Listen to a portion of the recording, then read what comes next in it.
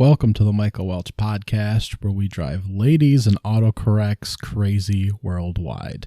Today we'll be touching on the AP poll that finally dropped, the coaches poll as well. I'll compare that to mine a little bit. And we're going to touch on week 0 of college football, which is, of course, the new little tradition, as it's become an annual thing now. And not a lot of exciting games there, but we'll walk through that. And our first Welch's Watch Guide of the college football season. All my blessings, all my blessings, all my blessings, all my blessings, all my blessings, all my blessings, all my blessings, all my blessings. I need my blessings every penny, daily counting every single one, I'm seeing plenty. Level up and watch that. So the coaches poll was released first, followed by the AP poll. The coaches poll gave 54 votes to Alabama for first place, 5 for Ohio State, and 6 for Georgia. There was 1 going out to Texas. Now, Steve Sarkisian does not have a vote in the race, so he did not vote for the Longhorns to be number 1. It's kind of a joke with the Longhorns with that whole Texas is back mantra that took hold several years back with the Sports Illustrated cover that stated such, and has taken a hold since they haven't won a national championship in 15 plus years now. So we're not sure who made that vote. But Alabama, number 1, Ohio State, number 2, Georgia, number 3, Clemson, number 4, is how they placed for both the coaches and AP poll. Those are presumably your playoff teams, so no surprises there. Notre Dame is 5th on both of those lists. 6, 7, 8 are the same teams, but in a different order in the coaches and AP. Texas A&M, Utah, and Michigan in the Associated Press. We'll go by that poll because that's what the rankings will be on your television screen. Oklahoma and Baylor are 9-10 in both polls. Oregon and Oklahoma State follow. They're flip-flopped at 11-12. NC State is 13 in both polls. 14 and 15 are USC and Michigan State. They are flip-flopped in the coaches poll.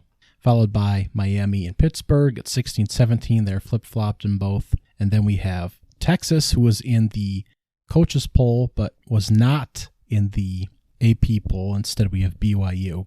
But the last group kind of is flip-flopped around with a bunch of the same teams. So going by the AP poll now, we have Wisconsin at 18, Arkansas 19, Kentucky 20, Ole Miss at 21, Wake Forest 22, Cincinnati 23, Houston 24, BYU 25.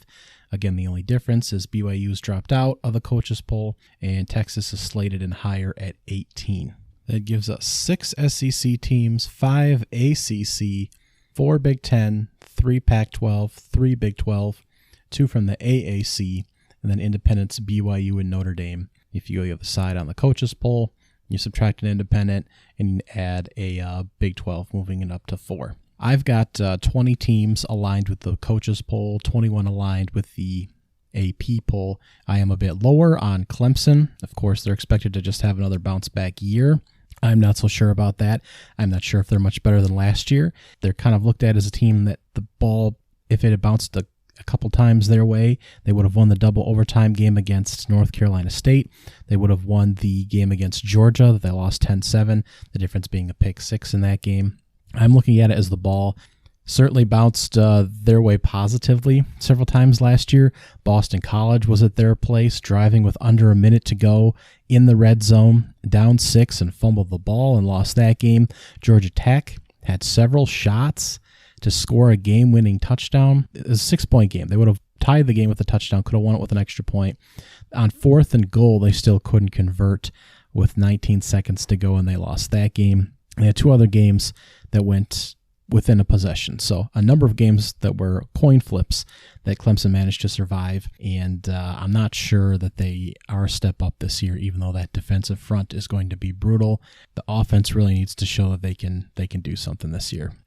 But no surprise that Clemson's ranked way up there at number 4 in both polls.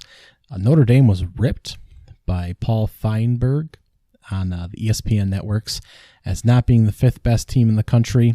And I'll admit that seems awfully high. I have them ranked at number 6.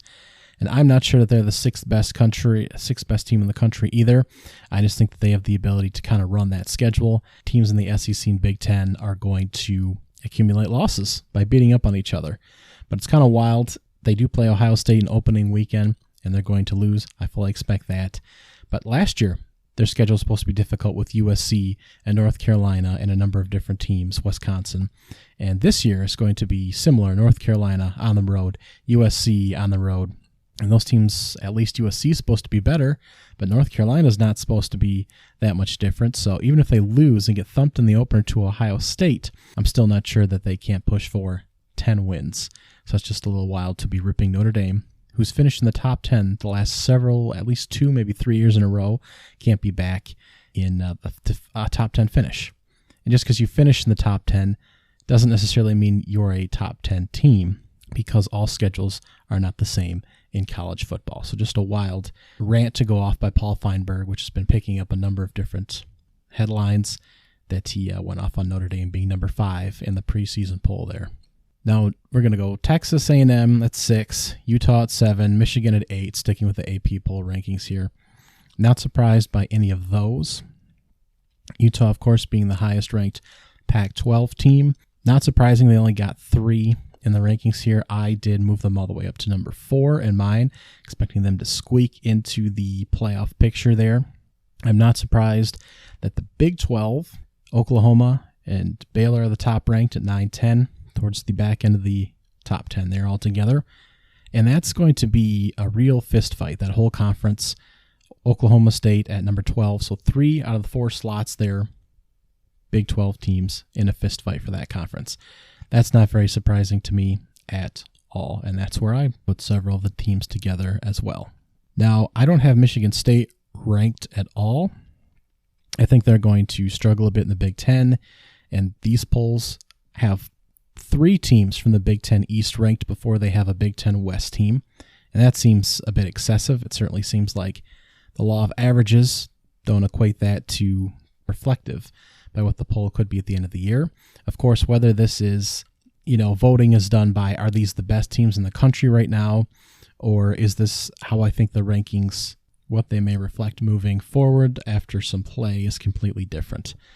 I don't think it's possible for 3 Big Ten East teams to truly finish ahead of the Big West champ. We do have the SEC, of course. The rankings here are weird. Alabama's number 1, Georgia's number 3, and the mighty SEC doesn't have another team ranked until 19th, and then 20th, and then 21st.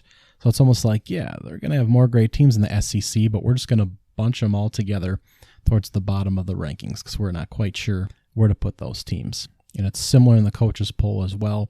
Kentucky's 21, Arkansas's 23, Ole Miss is 24. Even if there is a big gap in talent there, depending on how you're doing your rankings, whether it's, I think this will reflect how they're going to look record-wise, or I think these teams are actually the 19th, 20th, 21st teams in the country. I don't think that's right in either metric. I think they should be a little higher. Somebody there will come out ahead. So I don't think these rankings are quite a good reflection of that at all. Cincinnati and Houston made both polls.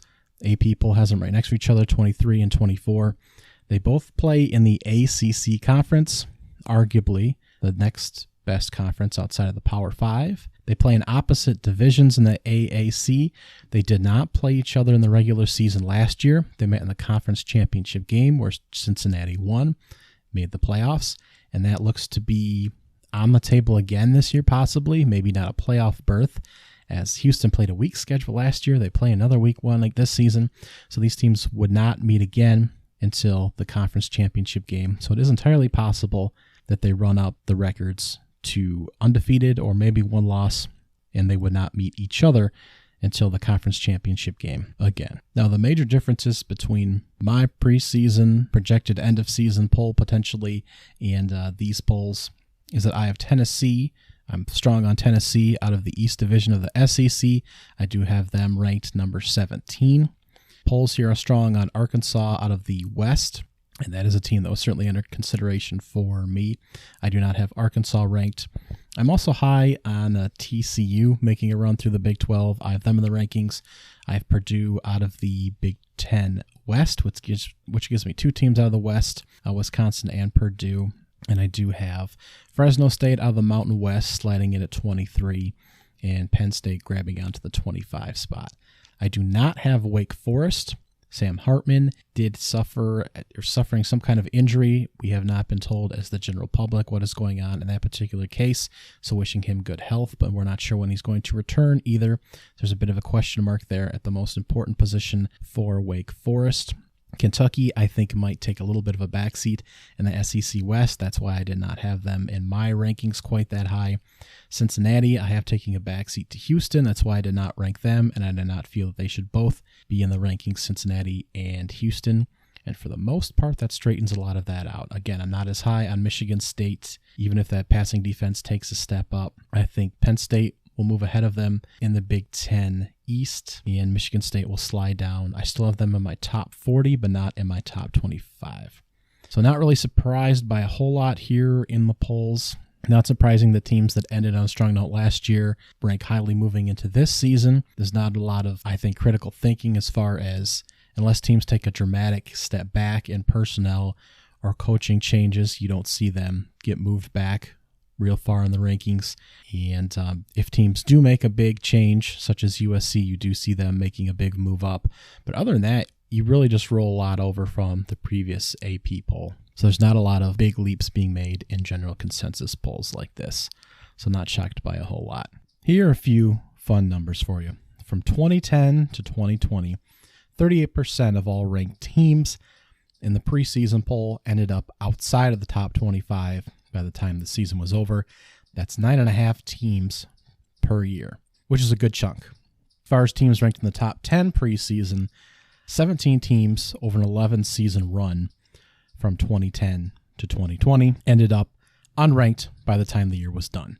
In the grand scheme of things, that could be the difference of 2 games, really, as the top 10 by the end of the season. Sometimes you have some 2-loss teams in there. You don't have a lot of undefeated teams or 1-loss teams. And unranked can be an 8-4 squad, 9-4 after a bowl game. So really we could be talking about the difference in 2 games.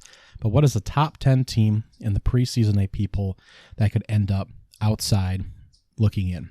Alabama, Ohio State, Georgia, Clemson. Those are all very hard to see. Even Notre Dame, which is getting picked on, obviously, is hard to see ranked outside of the top 25. Texas A&M is a very strong possibility at number 6. The very difficult schedule. Arkansas, Mississippi State, Alabama, Ole Miss, Auburn, LSU. Then they pull Florida out of the other division of the SEC. They also get Miami in the non-conference and Appalachian State. So, of course, with a little bit of youth there and some questions at quarterback, that could be a team that sees a few more losses than projected. Utah, I think, is in pretty good shape. Michigan could be the 3rd, maybe even the 4th best team in their division and still be ranked. So 9-10, Oklahoma and Baylor in that very contentious Big 12, I think, are the other possibilities that could end up outside of the rankings at an 8-4, 9-4 type of record. So Texas A&M, Oklahoma, and Baylor are probably my top picks that could end up just outside the top 25 when the season is done. The next piece of big news on the national scale, but not really for us as viewers of the sport, but that is the 7-year, $7 billion deal for the Big Ten to be broadcast with CBS, Fox, and NBC through the 29-30 years and seasons. Big money for the Big Ten. It's estimated that the schools, including USC and UCLA, will receive $75 million annually from this payout. And it'll change how we're viewing the teams, obviously. ESPN will no longer have a hand in broadcasting basketball and football games from these schools. And where you view these games and on what time slots will be based on basically a draft that these networks do, and that determines when you're viewing these games each week. Of course, that was probably assumed by most folks in determining when and how you're viewing these games. But it basically looks like this. In 2023, CBS will have 7 football games added to its lineup. Fox and FS1 will have 24 to 27 games, NBC 16. The Big Ten Network will still have 38 to 41 games, and Peacock, the streaming service, the additional paid service, of course, will have 8 games, and the number starts to increase from there, with CBS possibly showing double the amount, 14 to 15 games, 2024 through 2029. The championship game will rotate from the networks, Fox, CBS, and NBC. Notre Dame, who will be seeking a new contract in just a couple of years here, might re-sign with NBC. Those Notre Dame games will, of course, be possibly conflicting with Big Ten time slots, so that's something that NBC will have to juggle. And CBS still has the SEC network contract at this moment, so you will possibly be seeing Big Ten and SEC games back-to-back throughout these Saturdays moving forward until that contract for the SEC is up. CBS, which is currently airing about 9 to 10 basketball games a year from the Big Ten Conference, will be going to about 15 games per season. Fox has no plan to air any basketball at this point. CBS will still continue to carry the women's national title game at the college level. And that's all the notes I currently have as this news continues to come out, and all the details and viewing habits and where you can watch different things are being released. So how does this really impact you? Because it impacts the athletes in possible NIL deals and school payouts and that kind of thing, of course. As a viewer, it's just going to change what network and what team is going to be broadcasting your game. So it's not really a big impact, despite the fact that it made a splash in the news media world. So don't worry about it too much. The only negative piece to this is the games that are going to the Peacock streaming service. And will there be games moving to other streaming services moving forward, as other brands are getting involved in bidding for these major contracts? That's certainly on the table, and I believe there have been some streaming services involved in bidding for these contracts.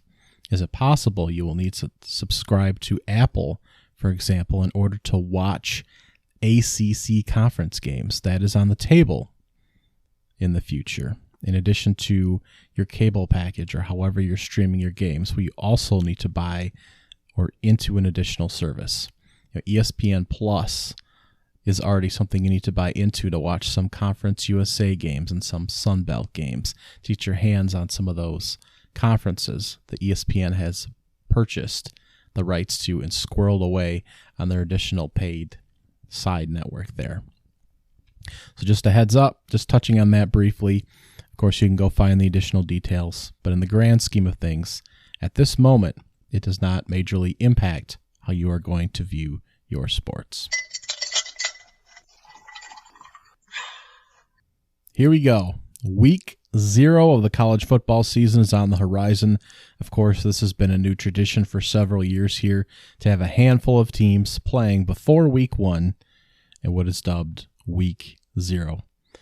Now, last year I wrote the watch guide for both college football and basketball, a weekly collection of the big games, highlighting your top watch of the week, your underrated watch of the week, what is a great game to watch between non-Power 5 schools, and that kind of deal. I will have that starting for Week 1 here on the podcast, but for Week 0 here, it is a very slim slate. But hey, we'll get to see a football in the air, hopefully. So here we go. Let's touch on here your slate for Week 0 starting this Saturday, August 27th. We will have College Game Day with a broadcast, I presume, because 0 games will be on the ESPN network. ESPN. There we go. Man, it's been a full off season. Got to get our acronyms right. ESPN network. The Big Fox noon kickoff show will be happening because they have arguably, well, not arguably, the biggest game of the day on their network. So let's start here. By the numbers, we have 11 games, 18 FBS level with 4 FCS teams mixed in there. 6 Power 5 teams will be playing, 3 from the Big Ten, 2 from the ACC, 1 from the SEC. Conference USA and the Mountain West lead in conference appearances. 5 teams from each conference have games. We will have games played in 2 different countries, One game will be between two Power 5 schools, and there were 0 teams ranked in the top 25. 0 of them will be projected to finish in the top 25. Our slate will kick off at noon with a monster game. Austin Peay, a 6-5 team at the FBS level last season, and they'll be heading to the home of the Hilltoppers, Western Kentucky. They were 9-5 last year, Conference USA runner-ups. The top offense in the country last season. Again, this is not a game I would normally highlight, but just so you know, Western Kentucky reloading at quarterback, reloading with parts of that offense, and hopefully contending for Conference USA. The Hilltoppers replace Bailey Zappi at quarterback with Jarrett Dodge, who transfers in after a couple ho-hum years at West Virginia. But there's a possibility in this offense that he will really flourish at a step down from the Big 12 level. They also brought in another quarterback from West Florida, the Division II level, where he won a national championship. His name is Austin Reed, so he could possibly be competing for that spot. And they're bringing in a number of transfers to plug the wide receiver positions. So this could be an interesting team at a lower level, much like they were last year. But this is obviously not a big game for them, presumably, at this level. So that is noon on the CBS Sports Network. The 12:30 game on Fox, Nebraska and Northwestern. Nebraska is currently favored by almost 2 touchdowns in this game that is being played in Dublin, Ireland at Aviva Stadium in a Big Ten showdown.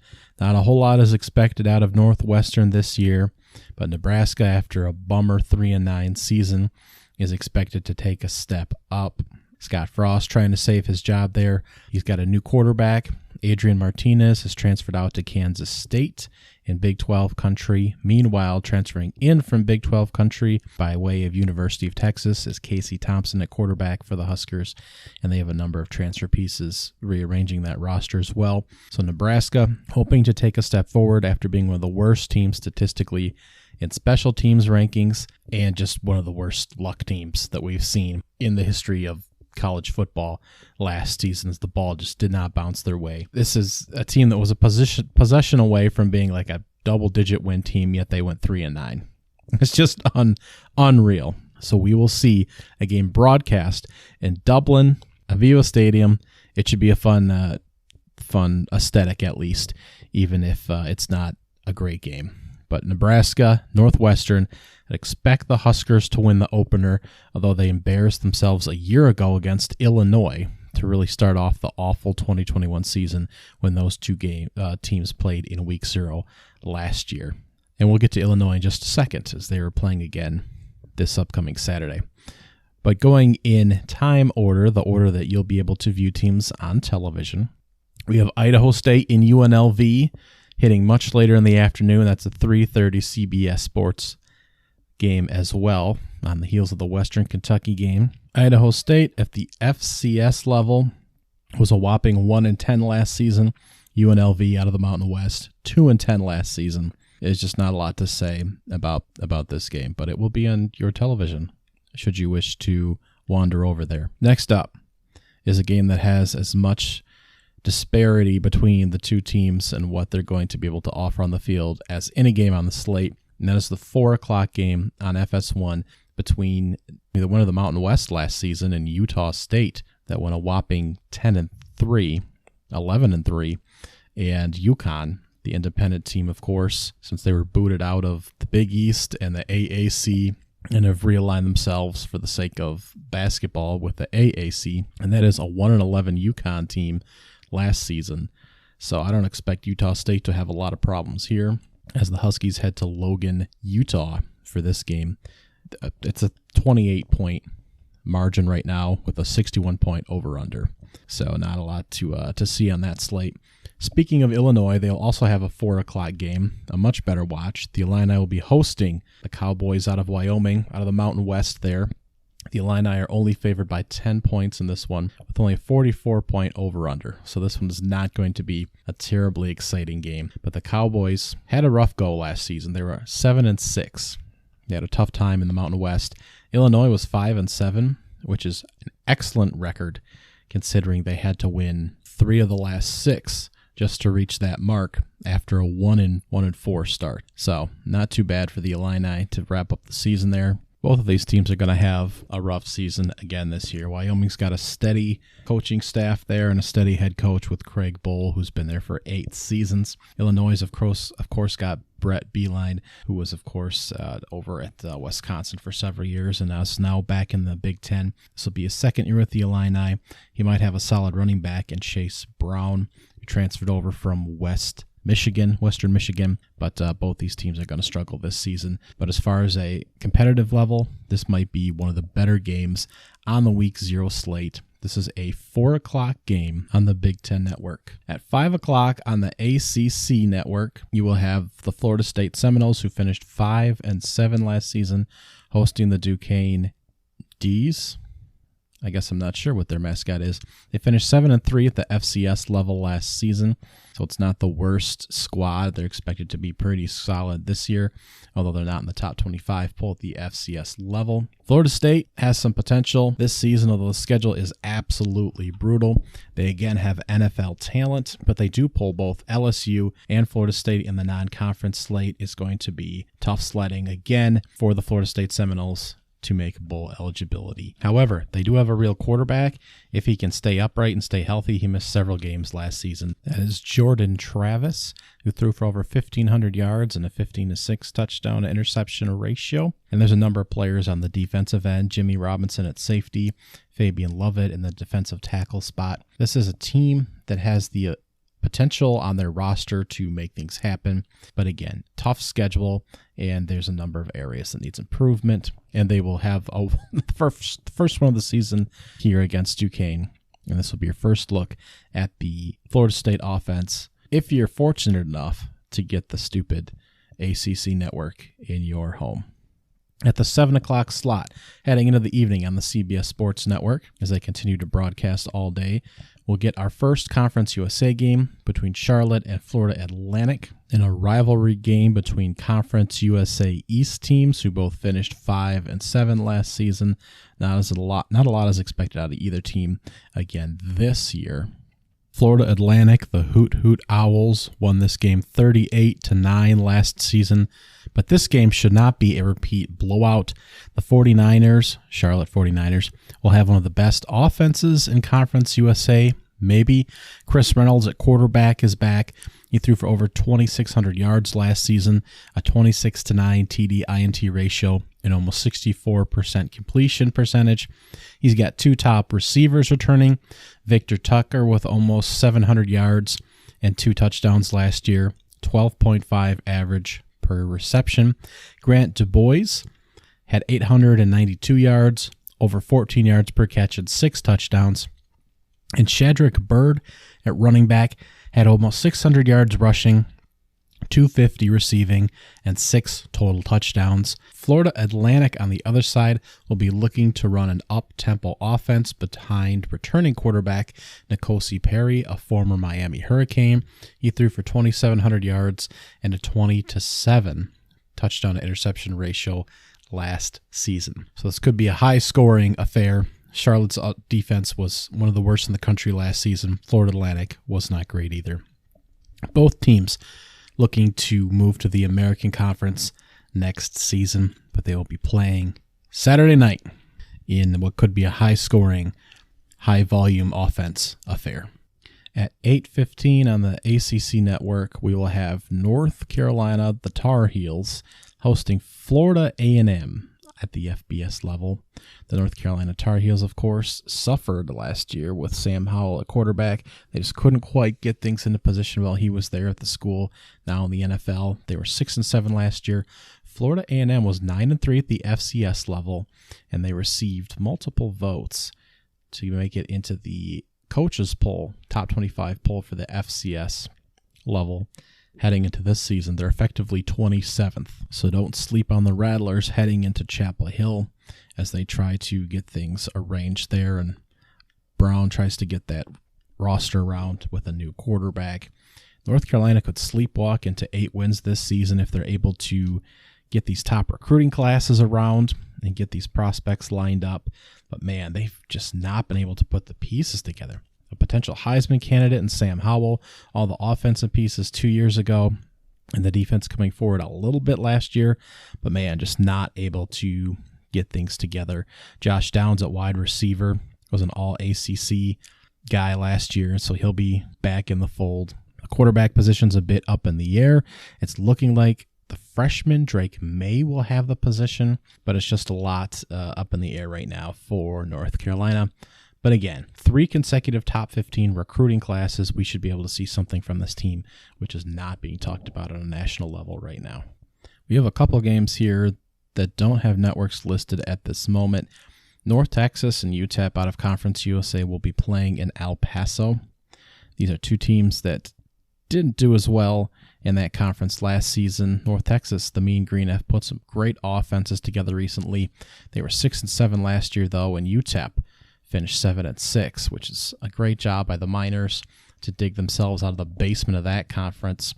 Not a ton of excitement for those 2 programs, and I'm not sure what network they're going to be on. It was originally CBS Sports Network, but that is a 9 o'clock game.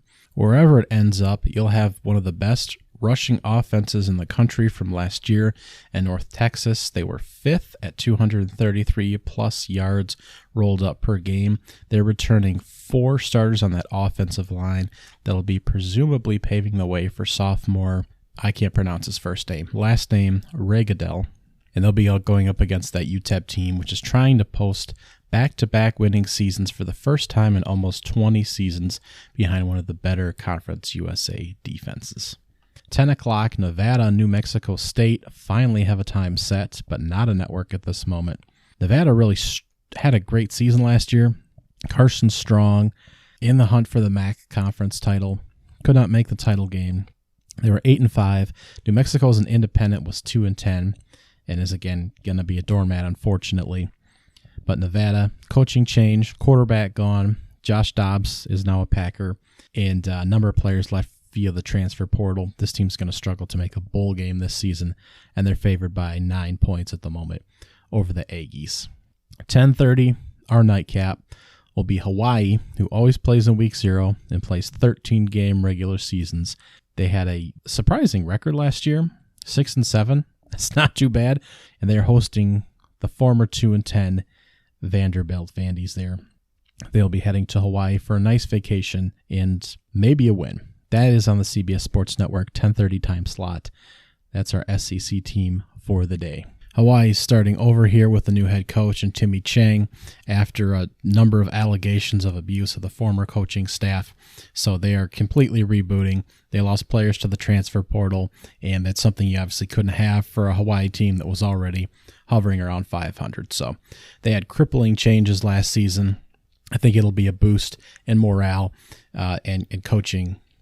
The coaching side of things, but they have, I think, 5 returning starters. So for a team that hovers right around 500 in a lower level conference, it's already going to be struggle city for Hawaii. And maybe Vanderbilt will get a win, one of their few this season. The over-under for them is 2.5, I believe. So not a big slate. A Dublin game will be fun. Keeping an eye on Nebraska, maybe taking a peek at North Carolina. I'm not sure if there'll be any upsets. Illinois, Wyoming will probably be the better game on the slate. But just a firm taste of college football. And Thursday, September 1st, we will get our first real action. Thank you very much for tuning in. I will have more for you as we go on here. Please give me a 5-star review on your platforms, and I will talk to you later. Thank you. All my blessings, all my blessings, all my blessings, all my blessings. All my blessings, all my blessings, all my blessings, all my blessings. I need my blessings every penny. Daily counting every single one, I'm seeing plenty. Level up and watch that beat turn into a